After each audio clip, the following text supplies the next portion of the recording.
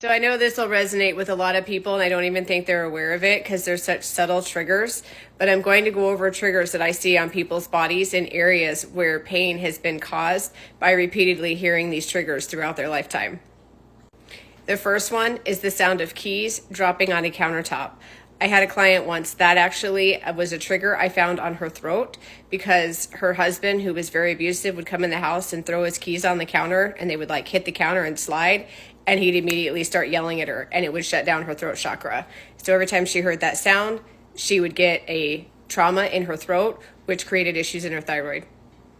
The second one, the sound of a slamming door. And I've seen this so many times in adults where they heard slamming doors because parents were fighting in their childhood, and it created issues in the root and the sacral chakra, which in most clients it causes hip pain. In more severe cases, it can cause issues in women in the uterine area or the ovaries, and in men it can cause health issues in the prostate or the testes. And it's slamming doors. Every time they hear it, they tighten up and clench, and their energy almost like power surges because they go into like a fight or flight, like a panic mode, because they heard the door slam, because their memory remembers that sound, and it takes them back to their childhood where their parents were fighting and slamming doors. This next one I've only seen a few times, but it's been consistent across the board with women and mom in the child, like the maternal bond of mother to child.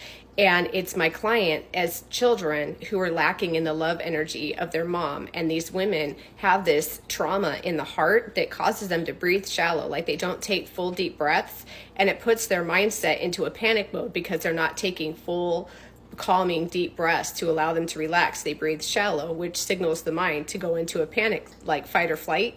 And the sound that triggers these women that comes from their childhood is glass jars hitting tile countertops. And it comes from the mother when they're getting ready for the day in the morning, and they drag their daughter into the bathroom. And in all these cases that I had with these clients, the mother would bring the daughter into the bathroom and be like, sit down and play, don't move, mom's busy. And would like instantly, because the mom's so stressed and the mom's in fight or flight, mom's getting ready for work or whatever she's doing, and while the daughter's waiting, the moms are like slamming the jars and angry and frustrated, and they're putting on their makeup or putting on their creams, and they're like snapping at the daughter, and they're yelling at her, telling her to be quiet, hold still, go get ready for school, and blasting her with all these sharp words.